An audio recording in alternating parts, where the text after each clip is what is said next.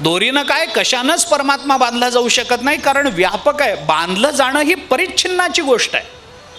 जे परिच्छिन्न आहे त्याला बंधन असतं, जे व्यापक आहे त्याला बंधन नसतं.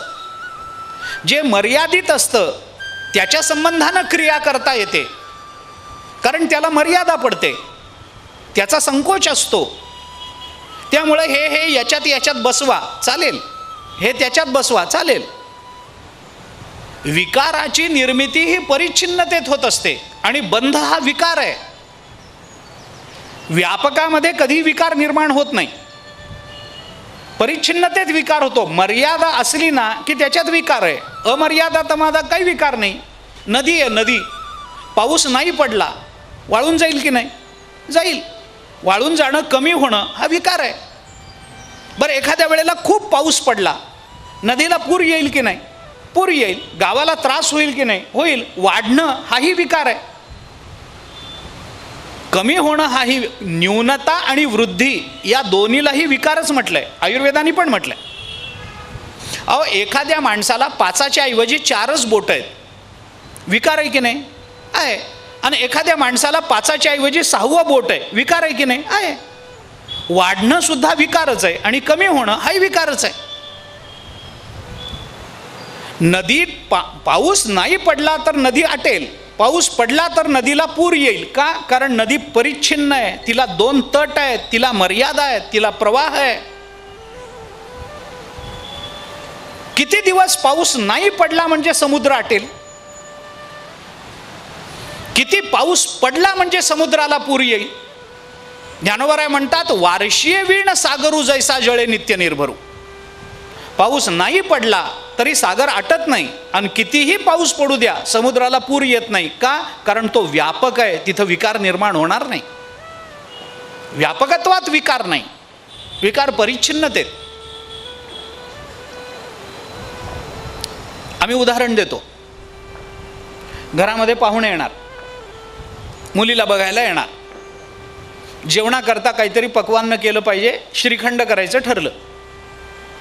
बाईने सांगितलं नवऱ्याला, एक 15 लिटर दूध आणा, विरजण लावू देत, मग ते श्रीखंड करता येईल.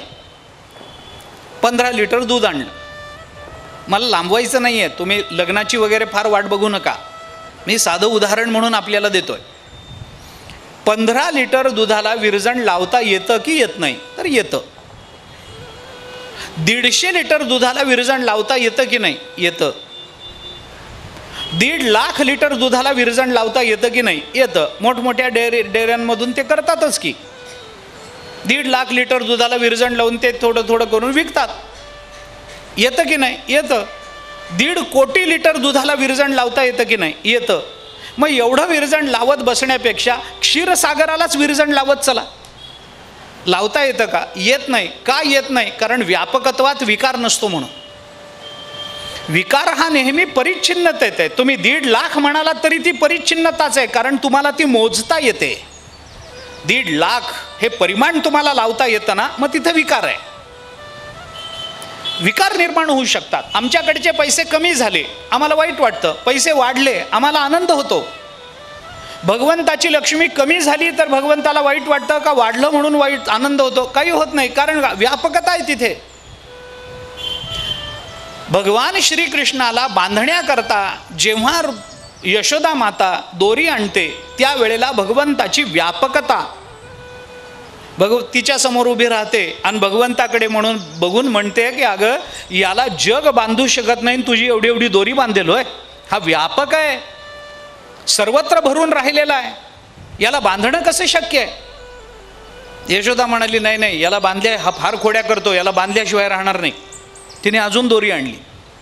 दोरी आणल्याबरोबर व्यापकता बाजूला झाली आणि भगवंताची असंगता समोर आली. आणि त्या असंगतेने यशोदेला सांगितलं, अगं तू कुणाला बांधण्याचा प्रयत्न करतेस? जो कशाच्याही संगात राहत नाही. संग हा नेहमी भेदात निर्माण होत असतो, अभेदात संग नाही आहे. मी तुमच्या संगतीत येऊ शकतो, तुम्ही माझ्या संगतीत येऊ शकता, आपण एकमेकांच्या संगतीत येऊ शकतो, पण माझा हात कधी असं म्हणणार नाही की मी माझ्या देहाच्या संगतीत राहिलो. कारण का? माझा हात आणि मी याच्यामध्ये भेद नाही मानत ना आपण. संग नेहमी भेदात होतो, अभेदात असंगता असते. जिथे जिथे भेद आहे, जिथे जिथे वेगळेपण आहे, तिथे तिथे एकत्रित येण्याची शक्यता असते. तिथं तिथं वियोगाची शक्यता असते. वारीत आता गर्दी होते आषाढी वारीमध्ये पंढरपूरला आमच्याकडे, तर लोक बाहेर पडतात प्रदक्षिणा वगैरे करायला आणि आल्यानंतर सांगतात, फार गर्दी आहे, माझं पाकिटच गेलं, फार गर्दी आहे, माझा चष्मा गेला, हरवला, कुठे पडला काय माहिती, माझी वळकटी हरवली, माझे कपडे हरवले, माझं अमुक हरवलं, माझे पैसे हरवले, माझं उपकरण हरवलं,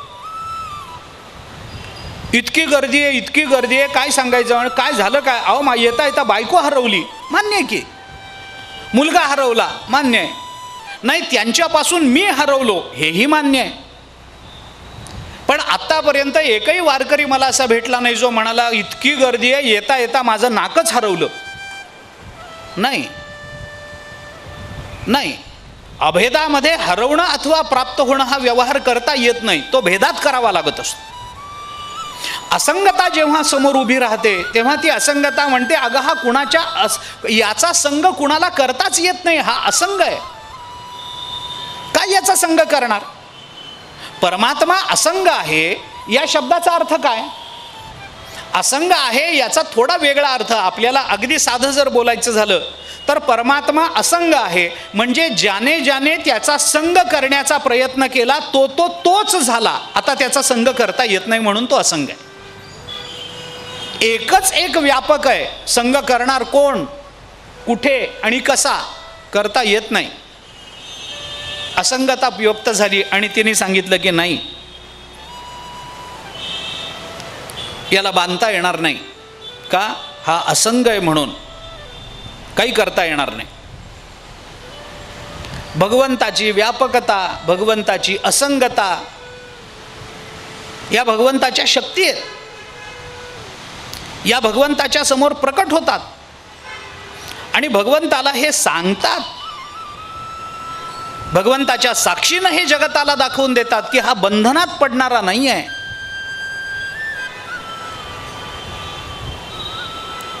याला बांधणं शक्य नाही आहे, याला कशानेच बांधता येत नाही, कारण याच्यापासून भिन्न असं या जगतामध्ये दुसरं काही नाहीच आहे. हा एकच एक आहे. भगवंताची एकरूपता ही प्रकट झाली, त्या एकरूपतेने सांगितलं नाही, हा एकच आहे, याला बांधणार कशानं, ज्याच्याने याला बांधण्याचा प्रयत्न केला त्या वस्तूचं स्वरूप हाच आहे. कोणताही पदार्थ, वेदांताचा नियम जर आपण बारकाईनं बघितला ना तर आपल्याला ते स्पष्टपणानं कळून येतं. फार विस्तार मला खरं म्हटलं तर करायचा नाहीये.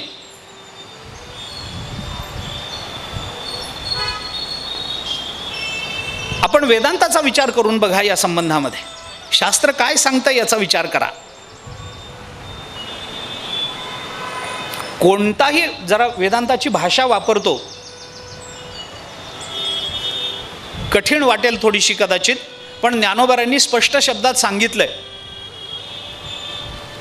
आत्मत्वे वेठीला होये तो जया तया दृश्याते पाहे, ते दृश्य दृष्टेपणेसी होत जाये तयाचेची रूप. ही ओवी आहे. ज्ञान प्राप्त झालेला द्रष्टा ज्या वेळेला ज्या दृश्य पदार्थाकडे पाहतो तेव्हा तो दृश्य पदार्थ त्या द्रष्ट्याला स्वतःचं स्वरूप म्हणून अनुभवाला येतो, हा त्याचा अर्थ आहे. हे अवघड आहे, पण मी आपल्याला उदाहरण सांगतो. ज्ञानेश्वर महाराजांची ज्या वेळेला परीक्षा झाली त्यावेळेला ते रेड्याच्या, ते सगळं झालं, रेड्याच्या पाठीवरचे वळ अंगावर दिसले वगैरे वगैरे, हे झालं. तिथून काही लोक निघून गेले होते. काही लोकांना असं वाटलं की नाही, यांना शुद्धीपत्र दिलं पाहिजे, यांच्यात सामर्थ्य आहे, पण काही लोक निघून गेले होते. संध्याकाळच्या मग तो रेडा एकदा ज्ञानोबारांच्या संगतीत गेला, पुन्हा ज्ञानोबारांचा संग त्यांनी सोडला नाही शेवटपर्यंत, प्राण जाईपर्यंत तो रेडा ज्ञानोबारांच्या संगतीत राहिला. हे रेड्यालाही कळलं.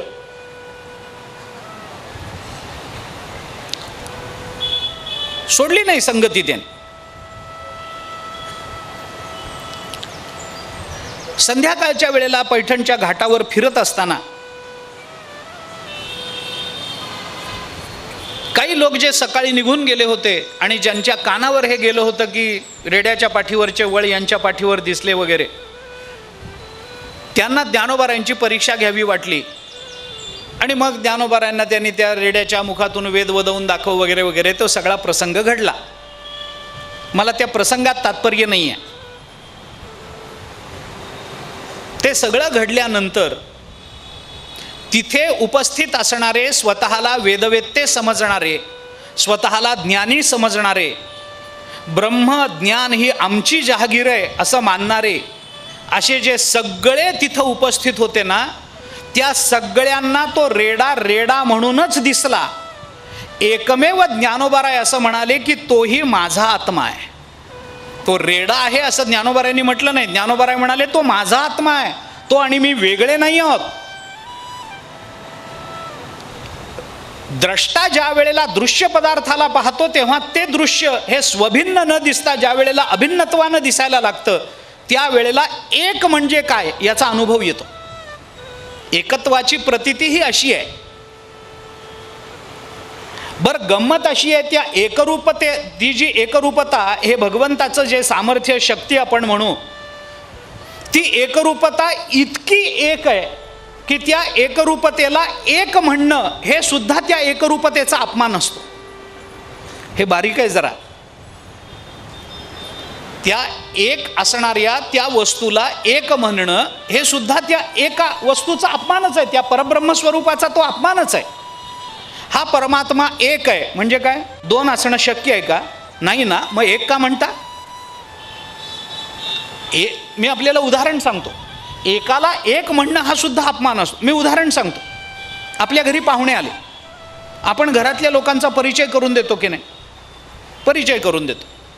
आपल्या तिघं चौघं जण भाऊ आहेत, 4-2 बहिणी आहेत, 2-4 काका आहेत. आपण परिचय करून देतो.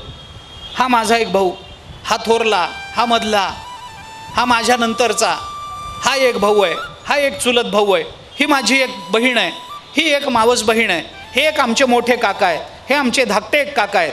परिचय करून देतो की नाही? हा एक भाऊ, हा एक भाऊ, हा एक भाऊ, असा परिचय करून देता देता असं म्हणा बरं, ही माझी एक पत्नी आहे.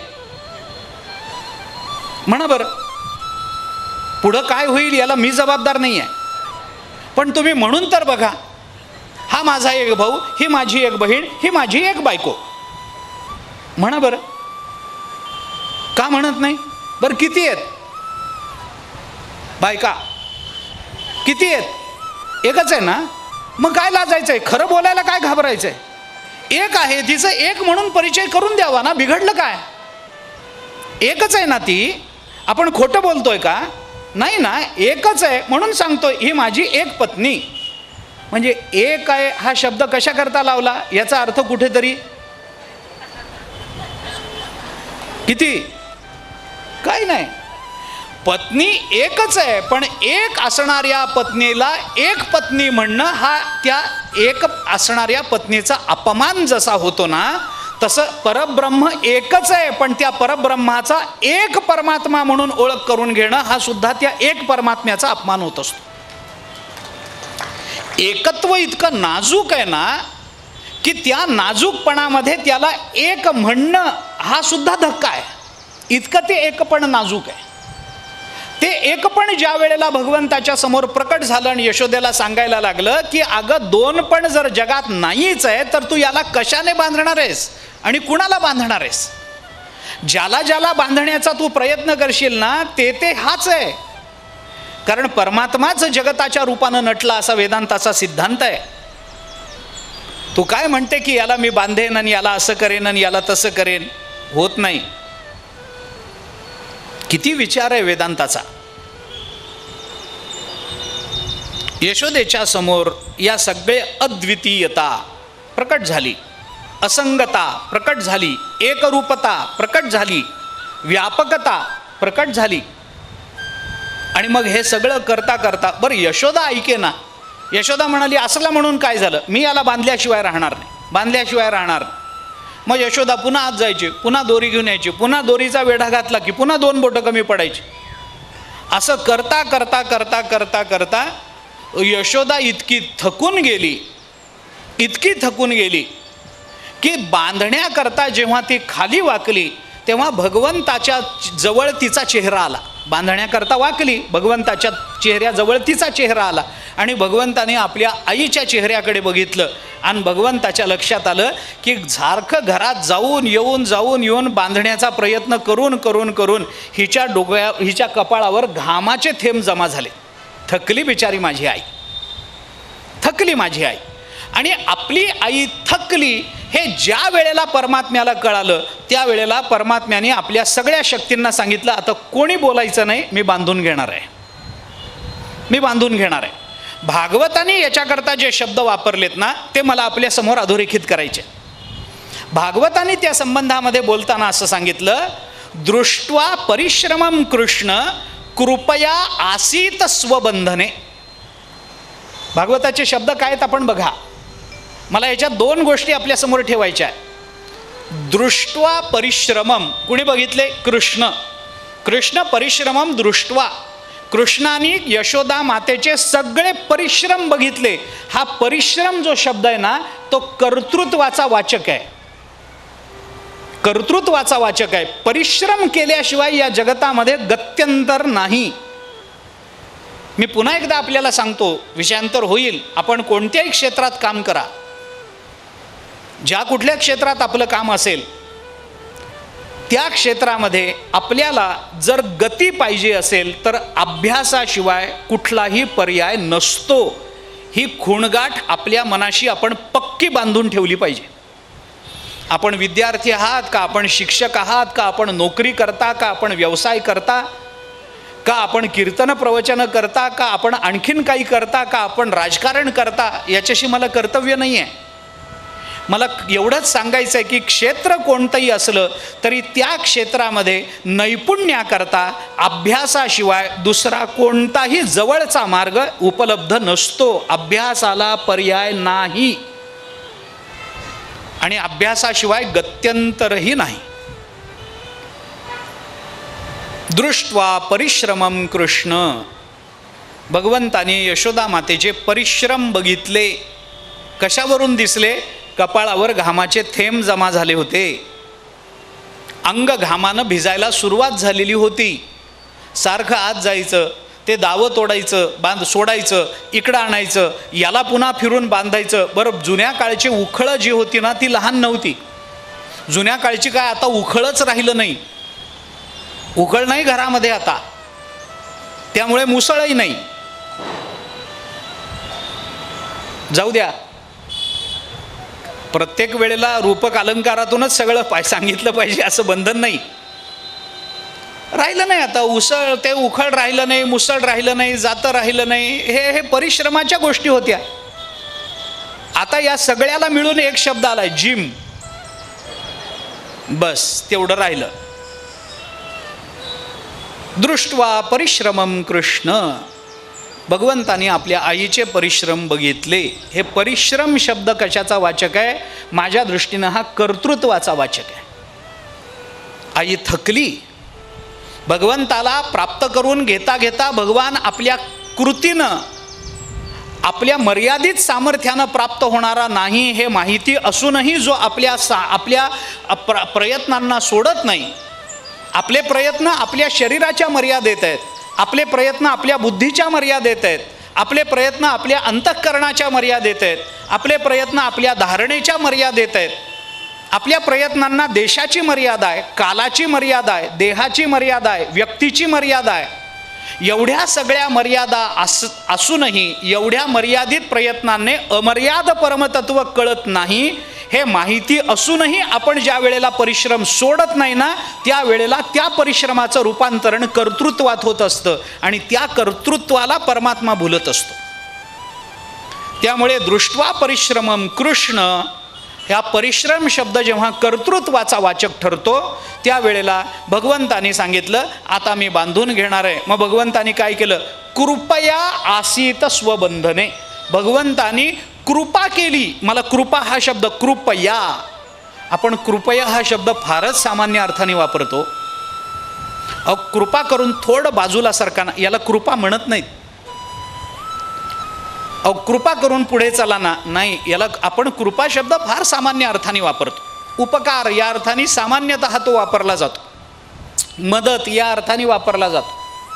कृपा करून बोलू नका, याच्यात न बोलण्यात कृपा काय? न बोलण्यात कृपा काय? अहो केळी खाल्ल्यानंतर कृपया साली जमिनीवर टाकू नयेत, ही कृपा आहे काय? अरे हे कर्तव्य आहे आमचं, आम्ही आमच्या साली बरोबर व्यवस्थित ठिकाणी टाकल्या पाहिजेत. याच्यात कृपा कोणावर करता? कोण करणार? आम्ही कृपा नाही करत. आम्ही कृपा करण्याचे अधिकारी कधीच नव्हतो, पण आम्ही कृपा हा शब्द इतक्या सामान्य अर्थाने वापरतो. केळी खाऊन झाल्यानंतर कृपा करून साली जमिनीवर टाकू नका, हे सांगावं लागतं. सांगायची गरज पडू नये. नैतिक बंधन आहेत, धार्मिक बंधन आहेत. बाकी काही नाही जमलं तरी निदान मनुष्यत्व नावाचा धर्म तरी आमच्या ठिकाणी आहे की नाही, तेवढं तरी मान्य केलं पाहिजे की नाही? हे कृपा नाही आहे. कृपया आसीत स्वबंधने. कशाने? दृष्ट्वा परिश्रमम. भगवंतानी परिश्रम बघितले, भगवंतानी तिचं कर्तृत्व बघितलं आणि भगवंतानी तिच्यावर कृपा केली आणि भगवान स्वतःहून बंधनात पडले. कृपया आसीत स्वबंधने. कारण त्यांना बांधणारा अजून कोणी नाही आहे. त्यांनी जर याच्या निमित्तानं मी बांधून घेईन असं ठरवलं असेल तर मग तो बांधून घेईल, नाहीतर नाही, नाहीतर नाही. धरिला पंढरीचा चोर, गळा बांधोनिया दोर. गळा दोर बांधोनिया पंढरीचा चोर धरिला, असं जनाबाई बोलतात. ते जनाबाईंना जमू जाणे. आम्ही त्याच्या गळ्यात दोर नाही बांधू शकत. संतांना जमतं. सुरदासजींची कथा आहे बिल्वमंगलाची म्हणून. अंध होते, रस्त्याने निघाले होते, भजनाला संध्याकाळी निघाले. त्या दिवशी रस्ता उकरून ठेवला होता. म्हणजे ही पद्धत जुनी आहे बरं. रस्ते उकरून ठेवायची ही सवय जुनी आहे लोकांची, ही आज निर्माण झालेली नाही आहे. संध्याकाळची वेळ, पायाखालचा रस्ता, रोजच मंदिरात जात होते, आजही निघाले. रस्ता खोदून ठेवलेला, त्यांना कल्पनाच नाही, मोठा खड्डा पडलेला. ते निघाले त्यांच्या सवयीनं. बरं भक्त आहेत सुरदासजी, काही सामान्य माणूस नाही आहे. आता खड्ड्याच्या जवळ आले, खड्ड्यात पडणार, खड्ड्यात पडणार. एवढ्यात भगवंताला असं वाटलं की आता याला दिसत नाही, हा खड्ड्यात पडेल, हा माझा भक्त आहे. हा जर खड्ड्यात पडला तर लोक काय म्हणणार? बघा, देवाची एवढी भक्ती करू नये, खड्ड्यातच पडले की नाही, कशाला देवाची भक्ती करायची? बोल आपल्याला लागेल. म्हणून भगवंताने काय केलं, एका छोट्याशा गुराख्याचं रूप घेतलं. भगवान तिथं प्रकट झाले आणि त्यांच्या हाताला धरलं, मागे ओढ. ते अंध, त्यांना दिसलं, कळलं नाही कोण आहे. मग भगवंताला, आता ते परमात्मा आहेत, भगवान आहेत, त्यांना आली थट्टा करण्याचे. ते म्हणले, आंधळ्या कळत नाही का रे समोर खड्डा आहे? म्हणले, कळलं असतं तर मी आंधळा कसा? दिसलं नाही, माहीत नाही, खड्डा आहे. हो, खड्ड्यात पडला असताच ना, मी आलो म्हणून बरं झालं. भगवान म्हणाले, बरं बरं बरं, मग आता मला रस्त्याला लावून दे, केवढा खड्डा आहे मला माहिती नाही. मग भगवंतानी त्यांचा हात हातामध्ये घेतला, रस्त्याला असा त्या खड्ड्याला वळसा घालून असं निघाले आणि तोंडानं भगवंताचं बोलणं चालू झालं. कशाला रात्रीच्या वेळेला बाहेर पडता? घरात बसून भजन करता येत नाही का? बाहेर पडायचं काय कारण आहे? दुसऱ्याच्या जीवाला घोर कशाला लावून देता? आपलं घरी बसावं. नाही बाबा, भजनाला चाललो मी. अरे मग घरी बसून भजन होत नाही का? बाहेर कशाला मरमर करायची?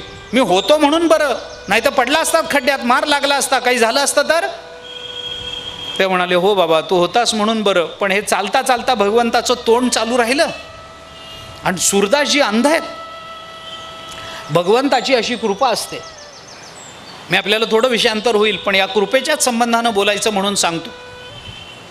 भगवान असे विलक्षण आहेत, ज्या वेळेला एखाद्या इंद्रियाची न्यूनता आपल्या जीवनामध्ये निर्माण होत असते ना, भगवान आपल्या कृपेनं त्या इंद्रियांचं सामर्थ्य दुसऱ्या इंद्रियामध्ये भरून देत असतात.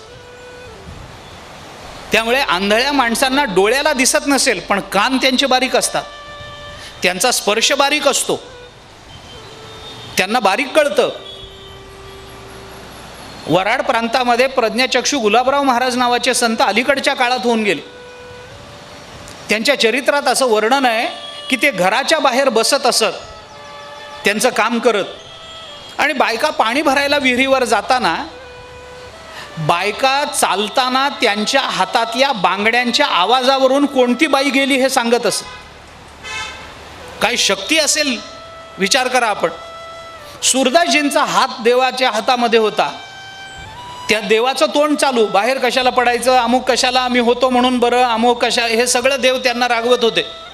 आणि रागावता रागावता सूरदासजीने देवाला विचारलं, बरं मी बाहेर पडलो जाऊ दे, एवढ्या संध्याकाळी तू इथं काय करतोय, तुझं काय काम आहे इथं. देवाच्या लक्षात आलं, हे पकडली गेली चोरी आपली. भगवान म्हणाले, नाही नाही, माझं वासरू हरवलं होतं म्हणून शोधत शोधत निघालो होतो. अरे तुम्हाला मी मदत केली तर तुम्ही उलट मलाच प्रश्न विचारता. भगवान म्हणाले, बरं बरं बरं, लावून दिलं रस्त्याला. आणि मग सूरदासजींना भगवंतांनी सांगितलं, आता सरळ रस्ता आहे, रस्त्यात खड्डा नाही, सरळ मंदिराजवळ पोचाल, आता तुमच्या पायाखालचा रस्ता आहे, ठीक आहे, जा आता रस्त्याने. जा म्हटलं तरी सूरदासजी आता त्यांचा हात सोडायला तयार नाहीत. सूरदासजी हात सोडायला तयार नाही. भगवंतांनी सांगितलं, सोडा ना आता माझा हात, लावला ना रस्त्यातून तुम्हाला, सोडा माझा हात, मलाही माझी कामं आहेत, जाऊ द्या मला, सोडा. सोडा म्हणल्यानंतर सूरदासजींच्या लक्षात आलं, हा स्पर्श माणसाचा स्पर्श नाही आहे. त्यांनी भगवंताला सांगितलं, अरे बऱ्याच जणांना प्रयत्न करून हाताला लागत नाहीस, माझ्या हाताला आणायसा सापडलास, आता कसा सोडू तुला, आता कसा सोडू. सोडणार नाही. भगवंताच्या लक्षात आलं, आपण सापडलोय पुरते, ठीक आहे, म्हणून थोडं पुढे नेईपर्यंत आता भगवंताच्या लक्षात आलं, चालता चालता थोडी हाताची पकड ढिली झाली. जो हात हाताने पकडला होता ना, ती पकड थोडी ढिली झाली हे भगवंतानी ओळखलं. आणि एका बेसावध क्षणी भगवंतानी सूरदासजींच्या हाताला असा हिसका मारला. बेसावध असणाऱ्या सूरदासजींच्या हातातून भगवंताचा हात निसटून गेला, हात बाजूला झाला, आलेला गेला, हातात आलेला भगवान गेला. हात सुटल्याबरोबर भगवान पटकन रस्त्याच्या बाजूला जाऊन उभे राहिले. आणि आता हा आंधळा काय करतो म्हणून बघत उभे राहिले. सूरदासजी शांत होते, कर्तृत्व आहे ना, शांत होते. देवाकडे, देव बाजूला कुठेतरी असतील, लक्षात आलं. शांत चित्तानं रस्त्याच्या बाजूला उभ्या असणाऱ्या देवाकडे वळाले आणि देवाला म्हणाले, हस्तमुत्क्षिप्य यातोसी बलात् कृष्ण किमद्भुतम हृदयाद्यति निर्यासी पौरुषम गणयामी ते.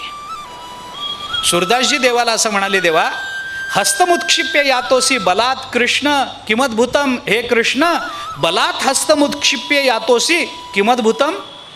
देवा तुझ्या अंगामध्ये ताकद जास्त आहे म्हणून हिसका मारून माझ्या हातातून हात काढून घेतलास, याच्यामध्ये काही फार मोठा पुरुषार्थ गाजवला असं तुला वाटतं काय. बलात् कृष्ण किमद्भुतम, याच्यात आश्चर्य काय आहे. अरे कोणी हिसका मारून हात हातातून सोडवून घेऊ शकतो. मी बेसावध होतो आणि तुझ्या अंगात बळ जास्त आहे म्हणून तू हिसका मारून माझ्या हातातून हात सोडवून घेतलास, काही फार मोठं काम केलं, हे काही आश्चर्य आहे असं तुला वाटतं का. असं वाटू देऊ नको. मग हृदयाद्यति निर्यासी पौरुषम गणयामी ते. देवा बळानं हातातला हात सोडवून घेतला म्हणून आश्चर्य नाही, माझ्या हृदयातून जाऊन दाखव तर नावाचा देव म्हणतो. हृदयाद्यति निर्यासी पौरुषम गणयामी ते, तर तुझं कर्तृत्व मानेन. परमात्म्याला पकडणं वाटतं तेवढं सोपं नाही आहे. मी कशा करता आपल्याला हे सगळं सांगितलं. ज्याने आपल्याला बांधावं असं त्याला वाटतं, त्याच वेळेला तो बांधून घेण्याची कृपा करतो, हे मला सांगायचं आहे. कृपया आसीत स्वबंधने हे भागवताचे शब्द आहे. इथं आलेला कृपया हा शब्द आणि इथं आलेला परिश्रमम हा शब्द, हे दोन्ही शब्द आपल्याला कर्तृत्व आणि कृपा या दोन्हीची सांगड घालून देणार आहे. कर्तृत्वाशिवाय भगवंताची कृपा होत नाही.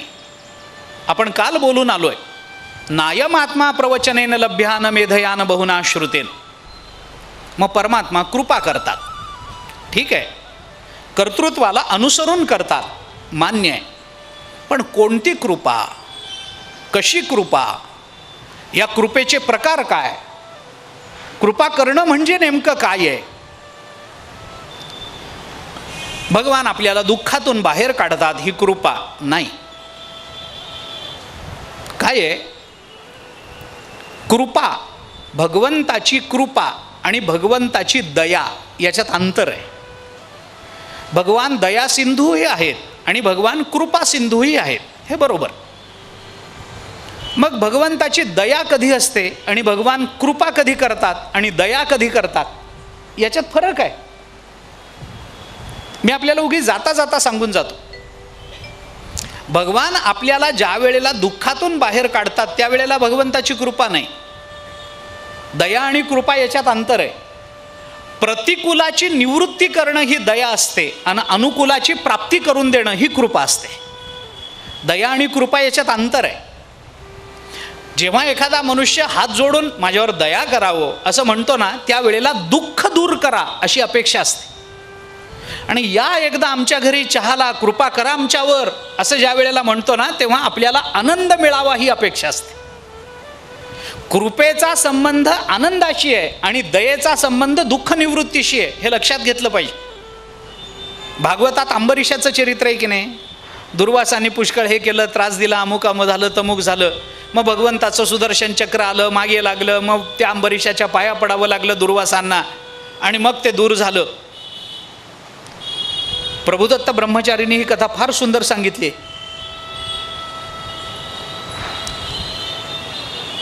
अंबरीषावर भगवान करतात ती कृपा आहे आणि दुर्वासावर भगवान करतात ती दया आहे. हा फरक आहे. आम्हाला भगवंताच्या दयेलाही पात्र व्हायचं आहे आणि आम्हाला भगवंताच्या कृपेलाही पात्र व्हायचं आहे. दुःख निवृत्ती ही दया असते आणि आनंदावाप्ती ही कृपा असते. हा दोन्हीतला फरक आहे. मनुष्य ज्या वेळेला दयेची याचना करतो ना, तेव्हा त्याच्या जीवनामध्ये दुःखाचं प्राबल्य असतं. आणि भगवान जेव्हा मनुष्य जेव्हा कृपेची अपेक्षा करतो ना, तेव्हा त्याला आनंदाची अपेक्षा असते, दुःख निवृत्तीची अपेक्षा नसते. हा दोन्हीमध्ये फरक आहे. भगवान आपल्यावर कृपा करतात. कशा करतात? आपण भक्तिशास्त्राचा जर विचार केला, थोडंसं बोलतो, भक्तिशास्त्राचा जर आपण विचार केला ना, तर भक्तिशास्त्रामध्ये भगवंताच्या 22 कृपा आहेत. आता त्या सगळ्या सांगत बसायला माझ्याजवळ वेळ नाही, मला आता मुखोद्गतही नाही आहे. पण भगवंताची ही कृपा असते. ती कशी असते, काय असते, कशाला कृपा म्हणायचं? प्रबोधिनी नावाची एक भगवंताची कृपा आहे. अनुरोधिनी नावाची भगवंताची कृपा आहे. प्रणयिनी नावाची भगवंताची कृपा आहे. ह्या सगळ्या कृपाच सांगितल्या. शक्ती चक्रवर्तीनी नावाची भगवंताची कृपा आहे. ही कृपा राधेच्या रूपात गोकुळात प्रकट झाली.